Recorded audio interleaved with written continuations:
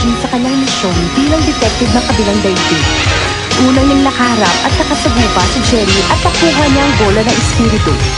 Natulungan at nailigtas naman niya si Denise at ang kanyang ina sa kapahamakan at nabawi niya ang salamin ng kapangyarihan mula dito. Isa na lang ang natitira at ito ang espada ng kadiliman na nasa pag-iingat ni Vincent.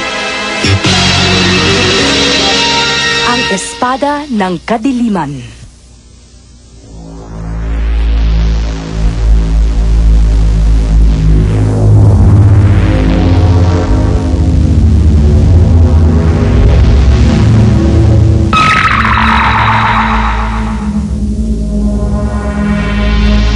Mahina rin pala si Jerry.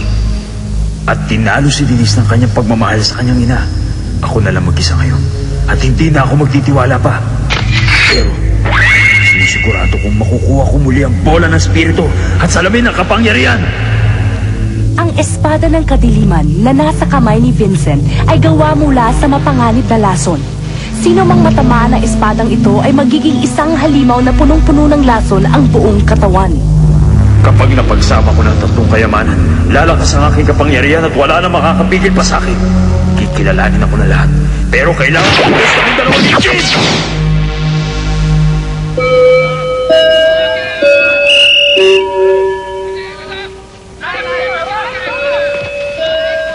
Lahat ng sugat at sakit na ibinigay sa akin ni Jerry ay nawala kaagad. At yun ay dahil sa pag-aalaga mo sa akin. Ang galing mo, Charlene. Ang alam ko kasi ang mga sugat na yun ay may katagalang gumaling. Wala yun, Eugene. Malakas ka lang talaga at malinis ang kalooban mo. Ganun ba? Teka muna, bakit suot mo ang uniform na yan? Hindi ka naman estudyante dito, ha? Para naman hindi ako mapansin ng maraming tao, kaya ako naisip to. Bagay ba sa akin, ha? Ewan. Siya nga pala. Ano yun? Tungkol kay Denise, sigurado na tayong ibabalik na niya sa atin ang salamin, tulad ng kanyang pangako, bilang pasasalamat sa tulong na ginawa mo. Ganun ba? Di malapit na palang maibalik ang tatlong kayamanin na ninakaw sa atin. Ano na nga uli ang pangalan nitong huli? Vincent, medyo may kasungitan yun at mayabang. Ginagawa niya lahat ng kanyang magustuhan at wala pang nakakapigil sa kanya.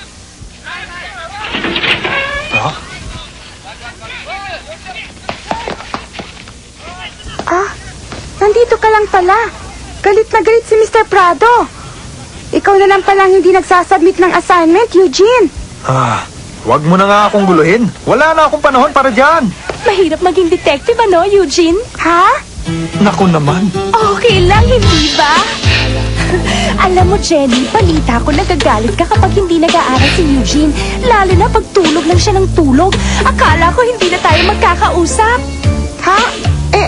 Ano? Sa susunod, kakain tayo sa labas at magkwekwentuhan, ha? Aray ko po! Bakit mo ginawa yun? Walang alam si Jenny tungkol sa'yo. Kaya wag ka magkakamaling magsabi sa kanya, okay? Oo nga pala. Pasensya ka na, Eugene. Mahirap na nga pala kung nagkagulo pa. Sige, maiwan na kita. Bye! Magkikita pa kayo? Hindi. Mas mahirap pa tong ginawa ni Charlene ngayon. Sino ba yon? Sino? Makapagkwento kasi Jenny eh. Hindi bali na lang. Hindi na bale. Kaya lang magpakita ka na kay Mr. Prado. Sandali. Hindi ka naniniwala sa mga sinasabi ko, ano? Alin doon?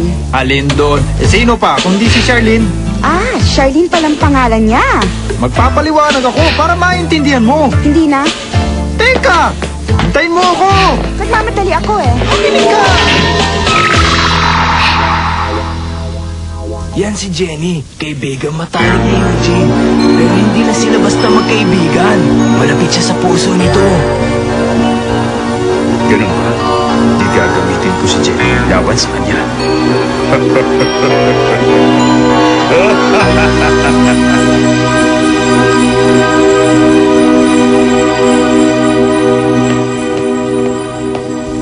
Mahirap ipaliwanag ang mga to.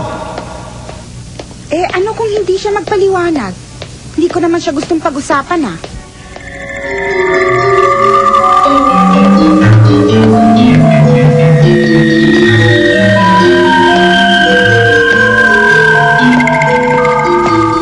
Ikaw si Jenny, hindi ba?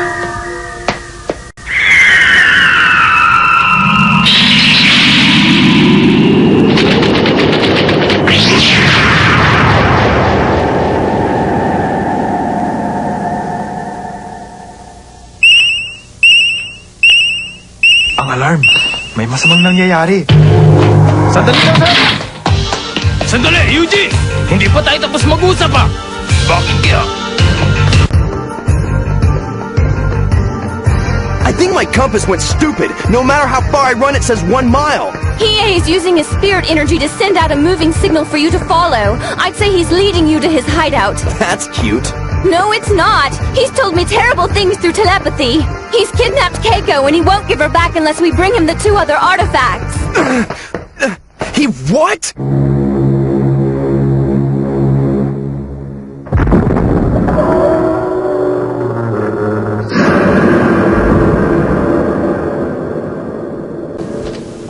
Vincent! Ibalik mo si Jenny!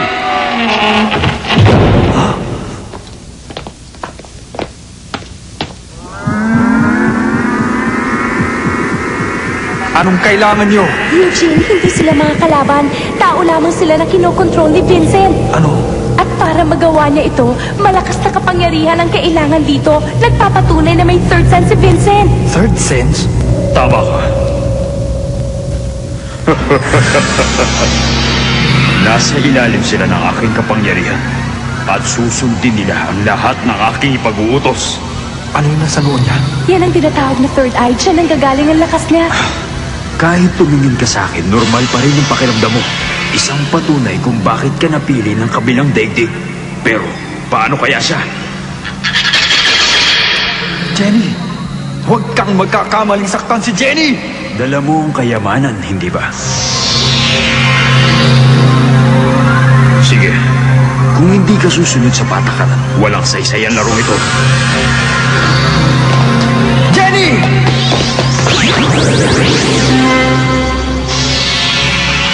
Ito na nga ang bola at ang salamin. Nagtagumpay rin ako. Nasa kamay ko na ang dalawa sa mga kayamanan. At ngayon, ako na ang mamumuno sa kabilang daigdig. Hindi pa tapos ang laban! Mahina ka rin pala tulad ng inaasahan ko. Kapag maayos na si Jenny, kukunin ko na ang kayamanan. At ano naman ang binabalak mo? Magtutuos tayo at babawiin ko ang kayamanan mula sa'yo! Ha? Wala siya. Ha? Ako bang hanap mo? Lumipat lang naman ako ng pwesto. Pagmasdan mo. Ano, Eugene? Kaya mo ba akong hulihin? Masyado kang mabagal at hindi mo ako mahuhuli. Mabilis siya. Umanda ka ngayon! Ano? Akala mo ba ay ibabalik ko sa'yo ng basta-basta ang kayamanan? Tignan mong mabuti ang kanyang noo at may makikita kang kakaiba. Ano?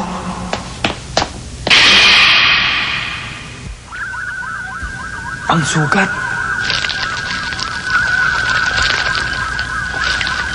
Hindi ito sugat.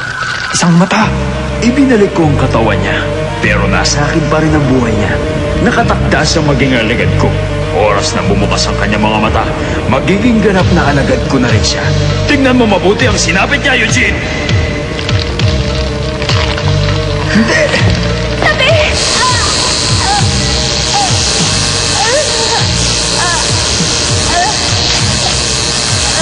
Pipigilan ko bumukas ang kanyang mata. Sige na, harapin mo na sa Eugene. Tingnan natin kung mapipigilan niya ang pagbukas niya. Marahan naman pala ang alalay mo, Eugene. Pero wala kayong magagawa kapag pinigilan niya ang pagmulat ng kanyang mata. Ang pangyarihan ay mabubuhos ng husto dito at uubusin na mata ang lahat ng kanyang lakas. Totoo ba sila? Tama siya. Hindi ko na kayang pigilan pa ang pagbukas nito.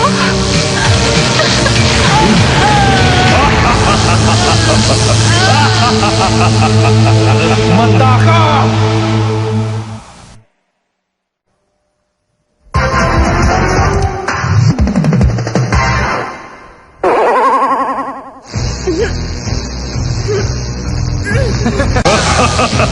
Gumaganda ang laban.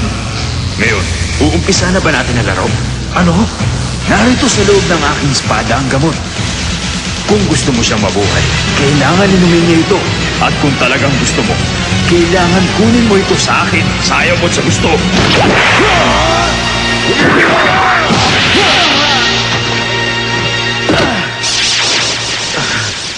Hindi ko inasahan ang paglusob niya. Iba siya. Babayaran mo lahat na to. Ikaw ang humanda. Ganun pala. Lumalabas ang lakas ng kapangyarihan niya kapag nasa panganib ang kanyang kaibigan. Matagal ka ng hadlang sa akin at kinakalaban ko ang mga taong katulad mo at hindi ka na makakaligtas! Nagulat ako sa paglusob mo pero hindi mo pa rin naagaw sa akin ang espada. Nawala na ang pagkakataon mong kunin ang gamot para sa kanya. Wala ka nang magagawa, Eugene. Hindi mo na siya mapipigilang maging isa sa mga alagad ko. Kawawa naman si Jenny, ano? Humanda ka ngayon, Eugene! Yun lang ba sasabihin mo? Umpisa na natin!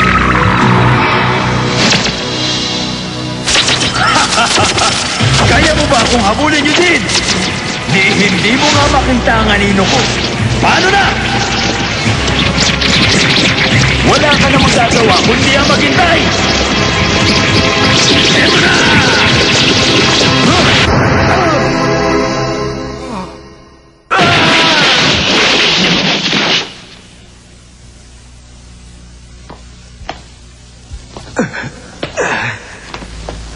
Manda ka! O ano, Vincent? Maglalakad ka na lang ba? Wala kang lakas kung wala ang third eye mo, hindi ba? Hindi ko sasayangin ang oras ko sa'yo. Tatapusin na kita ngayon! Hindi mo pa nakikita ang tunay na kapangyarihan ko!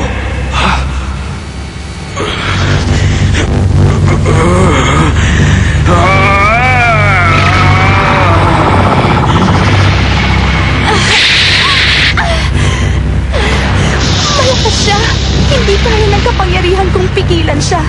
Kailangan gawin ko ito. Kapag bubukas ang third eye niya, mahirap na. Kailangan mailigtas ko si Jenny mula sa kapangyarihan ni Vincent.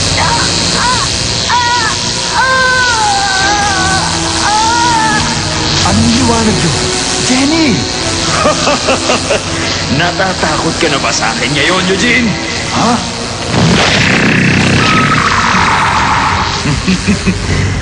Sandaling panahon na lang at alagad ko na ang matalik mong kaibigan. Hindi! Huwag mo nang isipin yun dahil siguradong wala ka na dito sa mundong ito kapag nangyari yun! Ha? Hindi!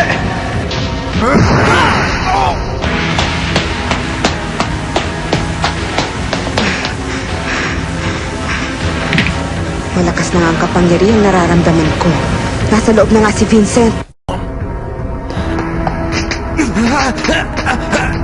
Well, this is new, but maybe you could get me green ones. They'd match a lot better. A joker to the end, aren't you?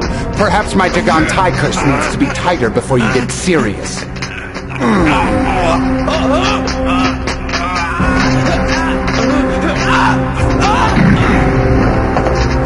I have a great idea. How about I give you a choice? What? I can end your life now, or if you prefer, I'll make you into a demon. What's that? You want me to choose? Eto na!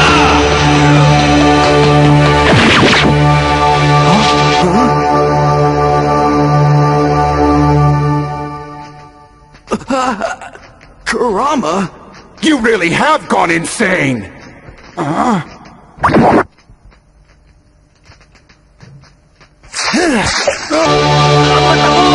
Hindi ako makakita! Nakawala na ako! Ang tunay na lakas niya ay nagmumula sa kanyang third eye. Pansamantalang nawala ang kanyang kapangyarihan, Eugene. Denise! Okay lang ako. Tumatanaw lang ako ng utang na loob sa'yo. Huwag kang kumilos! Isa rin akong espiritu. Hindi ako madaling mamatay. Iwan mo siya sa akin. Labanan mo na si Vincent hanggang wala pa siyang lakas. Denise!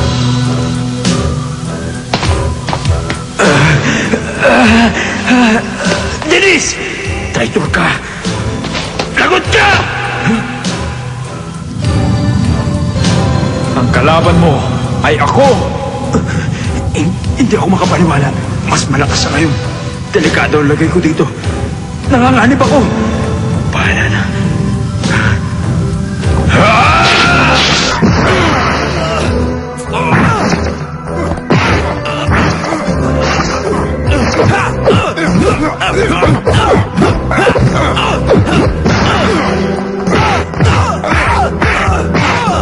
see? It doesn't matter how strong you are if you can't hit me.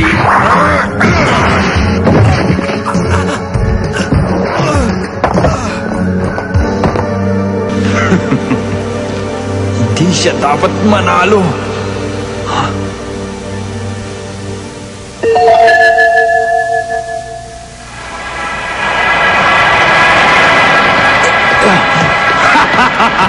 Ano ngayon? Kawawa ka naman. Sa tingin mo ba makakatakas ka pa rin sa akin?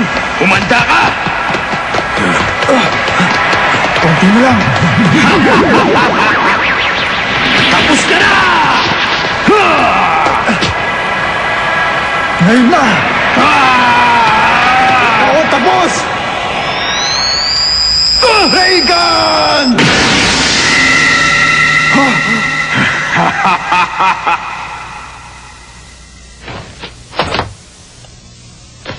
Talagang matapang ka, Eugene. Akala mo siguro matatalo mo ko, ano?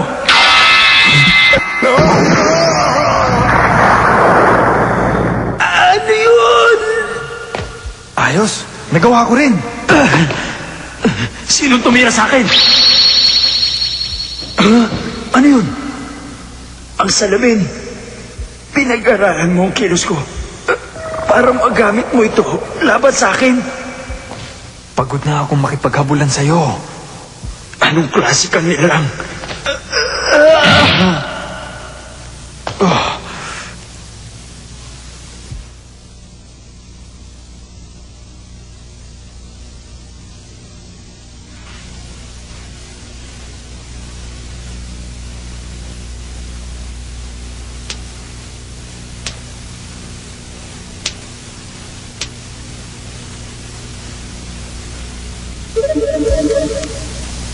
Nawala ng mata sa noon niya. Maayos na ang lahat. Okay na. Denise, salamat sa tulong mo. Kaya mo pa ba? Wala to. Lumalakas na ako. Pero hindi tama ang ginawa mo kanina. Bakit naman?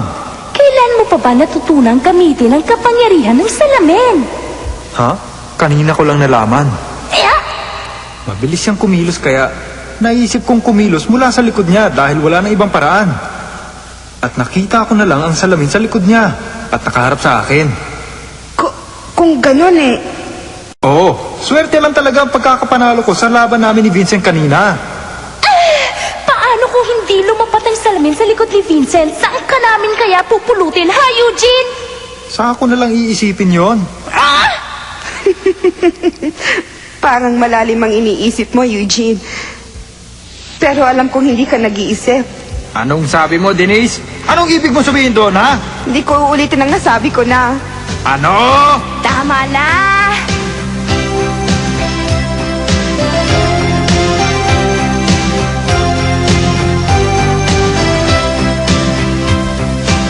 Nahuli ko na si Jerry at Vincent. At nabawi ko na ang tatlong kayamanan. At nakaligtas pa si Jericho mula sa parusa ng kanyang ama. Siya nga pala, yung espada ay kinalawang na at nabasag na ang salamin. Kaya nalaman din ng Haring Yama na ninakaw ang mga kayamanan. Ha? Eh di kung ganon, naparusahan din pala si Jericho. Nabawi naman ang mga kayamanan kaya hindi siya naparusahan ng gusto, mahinang parusa lang. Mahinang parusa? Napalo siya! Pinalo siya? Aray ko! Aray ko! Aray! I'm sorry. I'm sorry. Kahit ano pa sabihin mo, ang bata ay bata talaga. Eugene, huwag mong sabihin yan! Oh, Ay, lagot ka na! nako. Nakalimutan ko nga palang magpaliwanag kay Jenny kanina. Nakaistorbo yata ako. Sandali! Jenny! Magpapaliwanag ako! Jenny! Sandali! Ito na yata ang pinakamahirap na problema ni Eugene.